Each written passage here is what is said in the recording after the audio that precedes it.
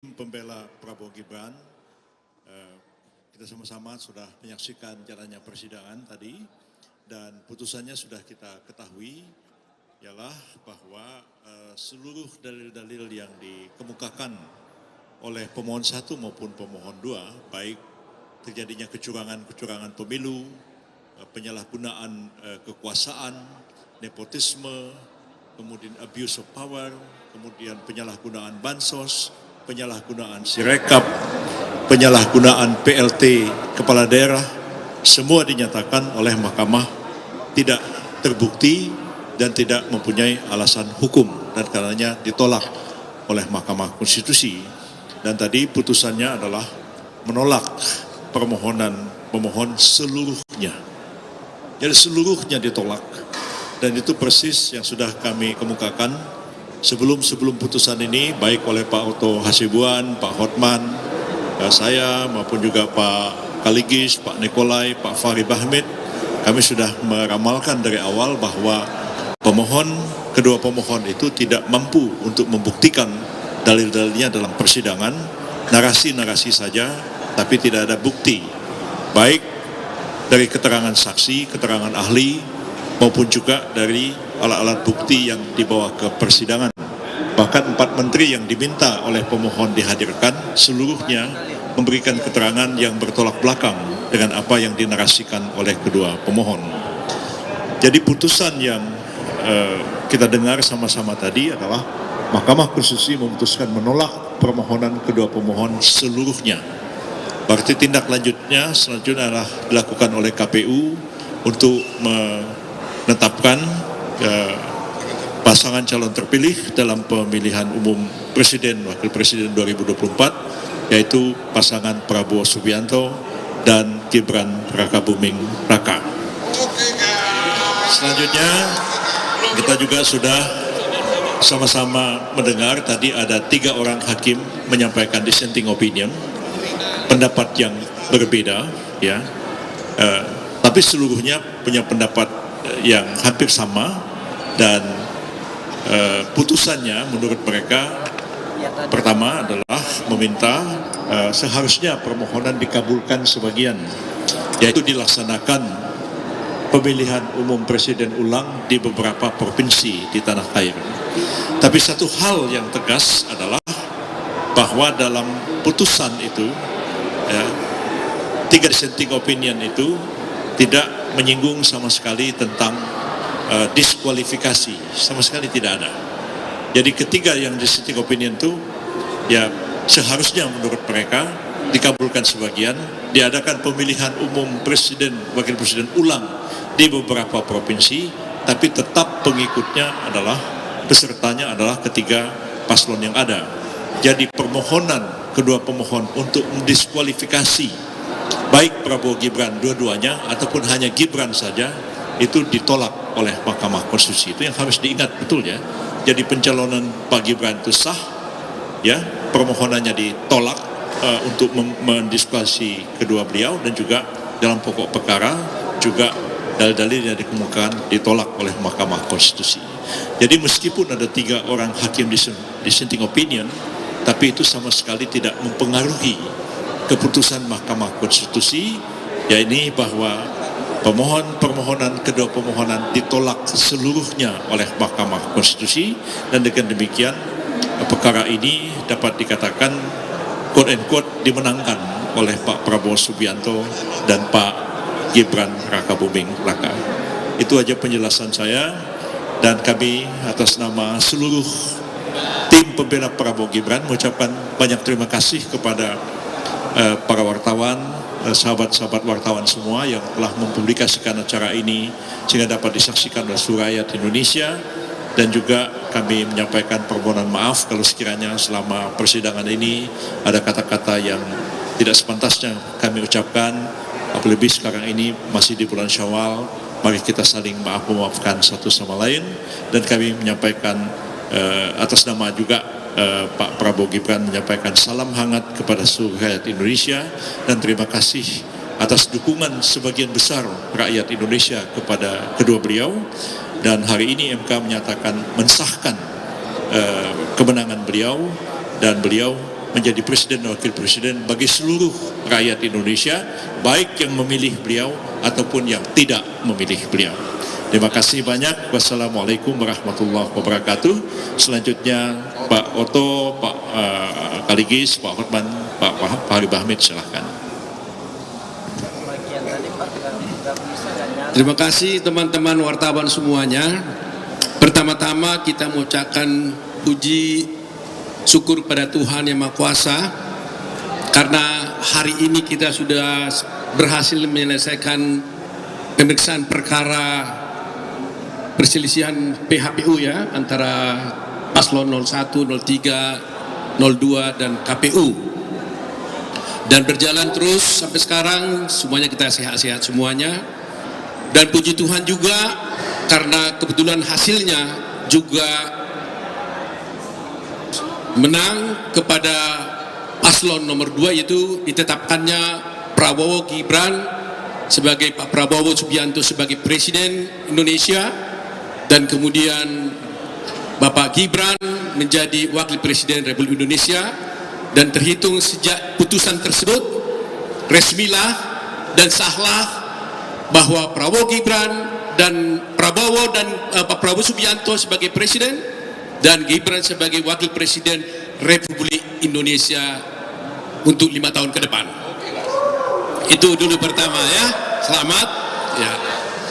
Kemudian kemenangan ini bukan hanya kemenangan Prabowo Gibran, bukan hanya kemenangan kami, tentunya ini adalah kemenangan bersama seluruh rakyat Indonesia. Ya, dan kita jadikan itu menjadi kemenangan bersama. Semua konsultasi berjalan, perdebatan berjalan, semuanya berjalan selama ini. Tetapi ketika putusan ini diucapkan, marilah kita bersatu kembali untuk membangun bangsa Indonesia di bawah kepemimpinan Bapak Prabowo Subianto dan Gibran Rakabuming Raka.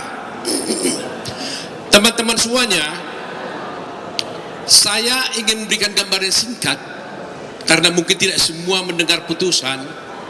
Apa gambaran singkat? Karena selama ini kita kasih wawancara. Apa gambaran singkat sebenarnya putusan daripada Mahkamah Konstitusi ini? Tadi Pak Yusril sudah katakan putusan ini ada dissenting. 5 yang menyatakan bulat untuk menyatakan menerima dan menolak permohonan dari 01, 03. Tapi ada 3 orang yang melakukan dissenting, di mana 2 hakim konstitusi menyatakan diinginkannya dilakukannya PSU di beberapa daerah tertentu terhadap hal ini. Nah, selama ini kita jelaskan kan kepada masyarakat bahwa sebenarnya ini kita mengatakan Mahkamah Konstitusi tidak berwenang dengan alasan ada undang-undang pemilu yang mengatur bahwa sebenarnya pelanggaran administratif itu hanya menjadi kewenangan daripada Bawaslu. Hari ini kita lihat ada putusan yang menjadi perhatian kita. Ternyata Mahkamah Konstitusi menyatakan dirinya berwenang.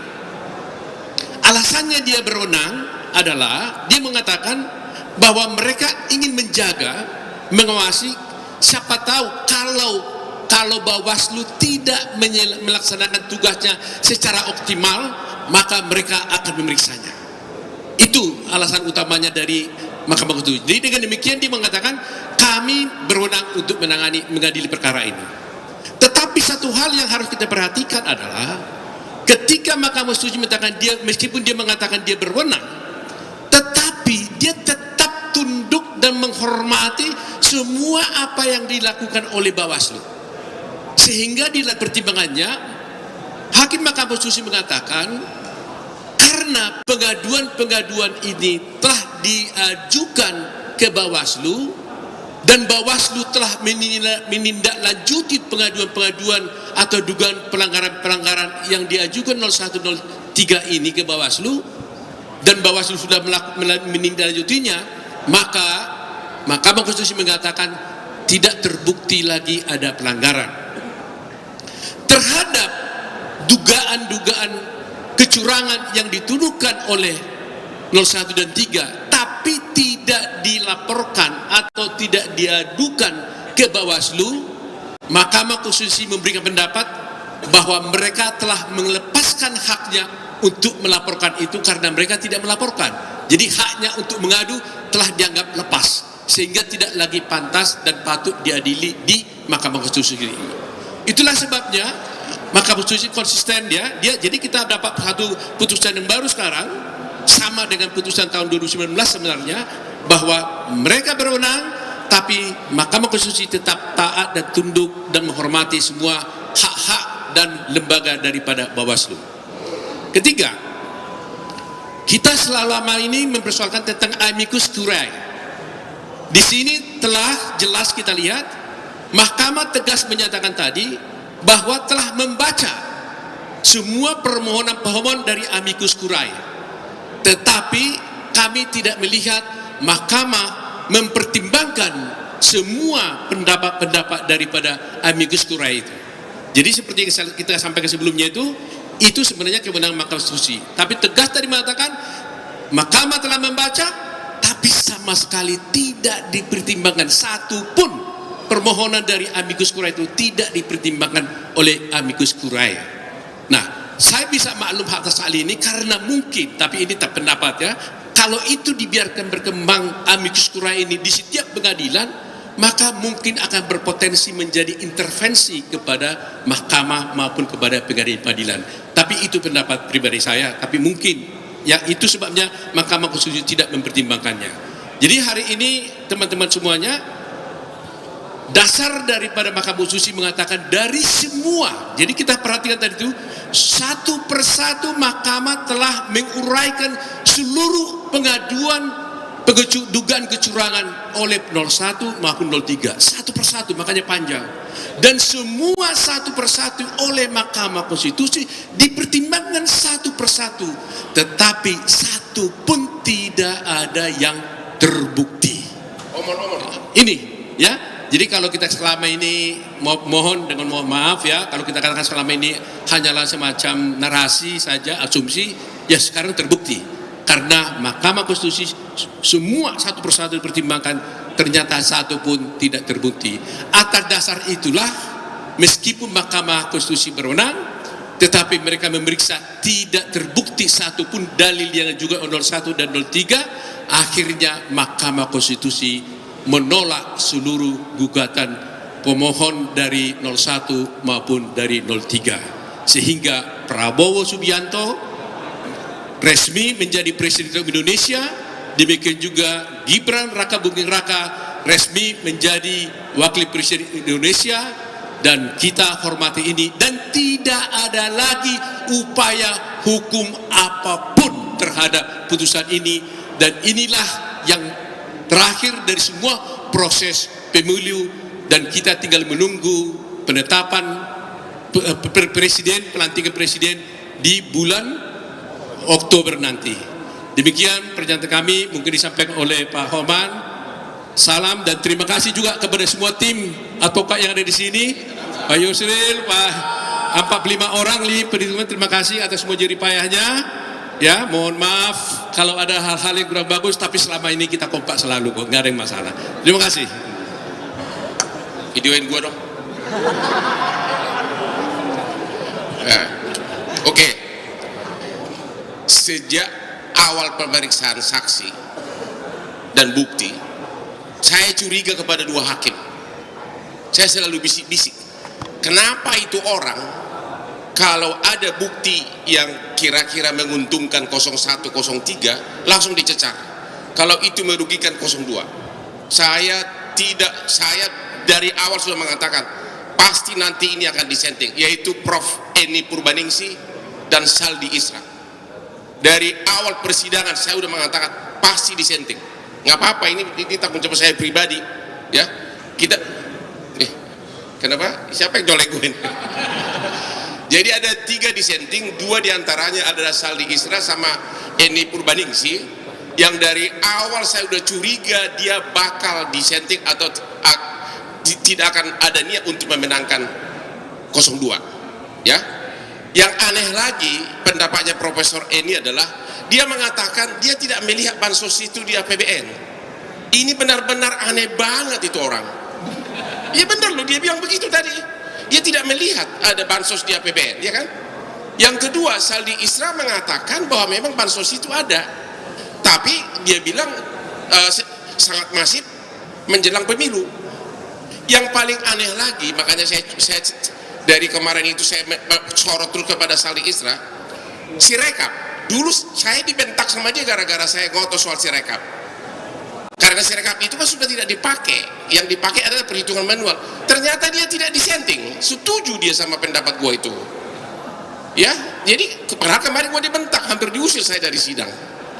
Ya, jadi sekali lagi, dua dari hak yang disenting itu saya curiga dari awal. Ya, curiga dari awal.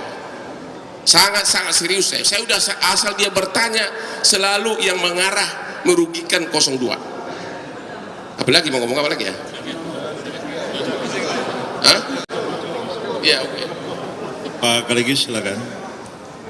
Saya tidak ngomong banyak, tapi apa yang telah dilakukan oleh ketua dan wakil ketua saya, kita ini solid. Saya sudah bukukan, Anda sendiri lihat. Ini buku saya yang ke-125, judulnya Prabowo Gibran Presiden dan Wakil Presiden 2024, 519 halaman. Katanya si Hotma kasih, ya ada, semua Pak. Nggak ada.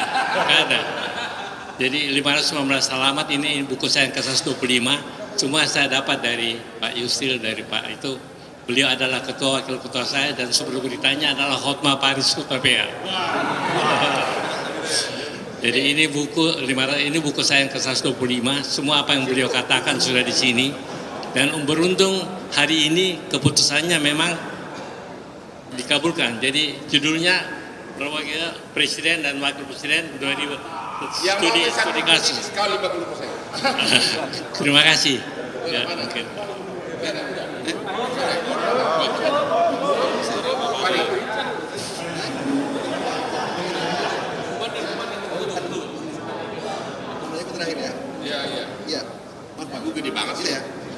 Iya, ini sih.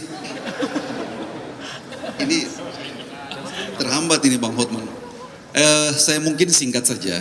Tadi banyak hal sudah disampaikan pengantarnya oleh Profesor Yusril, kemudian Profesor Otto, sama Bang Hotman, sama Pak Oce Kaligis.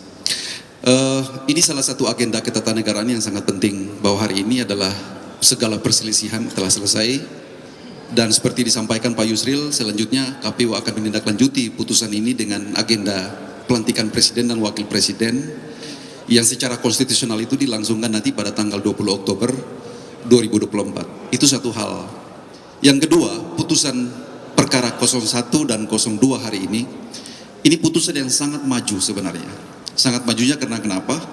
Selama ini yang seolah-olah diasumsikan bahwa Mahkamah Konstitusi sebagai mahkamah kalkulator, faktanya itu Mahkamah Konstitusi ternyata mengadili hal-hal yang secara kualitatif sebenarnya.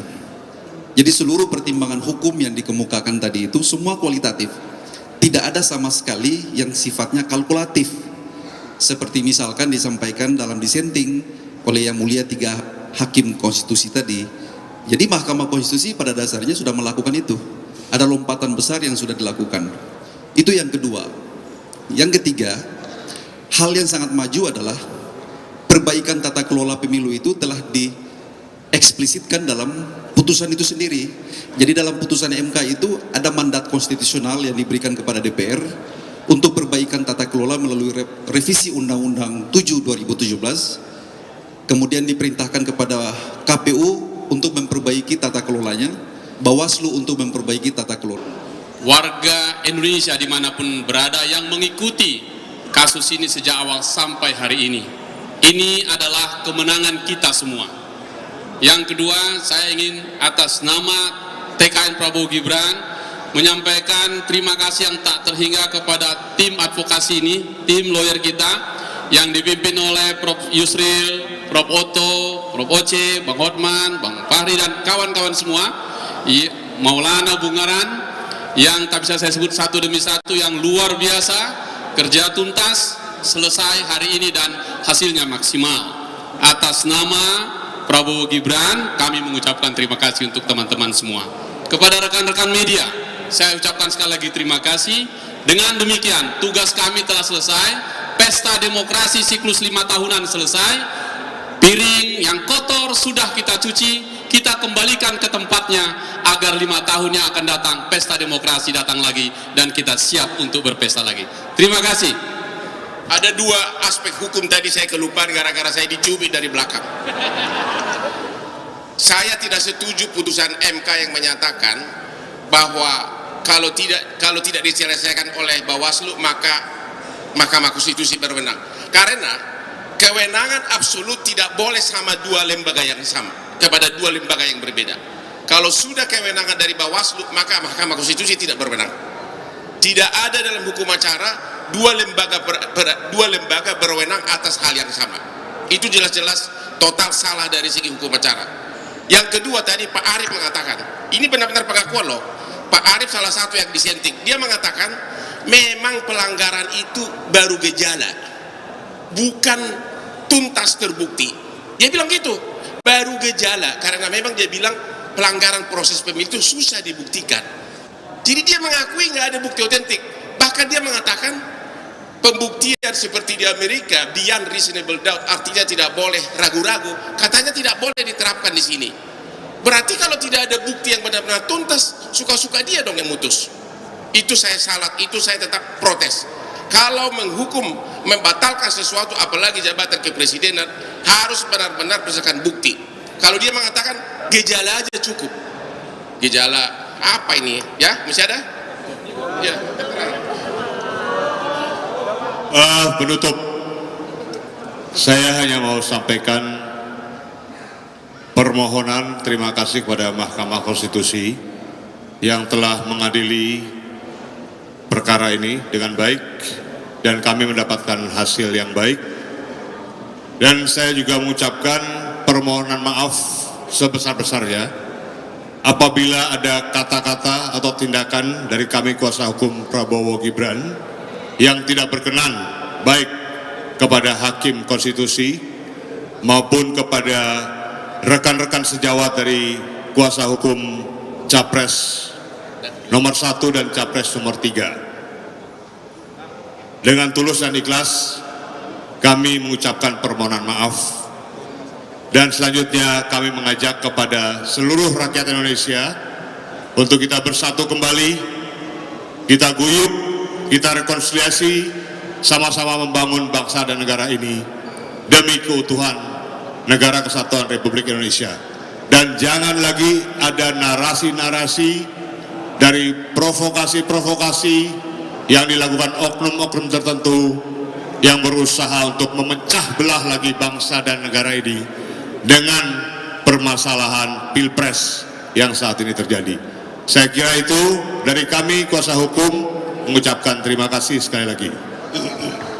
Terakhir penutup, hanya permohonan atas nama tim Prabowo Gibran dan atas nama Prabowo Gibran juga, saya izinkan saya mengucapkan terima kasih kepada Bawaslu, kepada KPU, kepada DKPP, kepada TNI Polri, kepada pemerintah, siapa lagi ya, atau semua pihak yang ikut terlibat dalam pemilu ini, yang telah menjaga pemilu menjadi berjalan dengan baik, karena pemilu kali inilah menjadi pemilu yang paling damai, dan itu semuanya adalah karena partisipasi dari seluruh stakeholder yang ada di negara kita ini. Terima kasih TNI, terima kasih semuanya yang ada semuanya di sini. Terima kasih. Untuk penutupan kita akan berdansa gemoy. Mana musiknya? Kok cuma gue yang dansa? Ayo dong.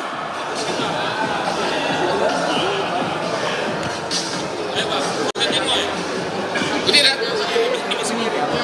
Orang cuma gue aja. Ya, gak laku gue.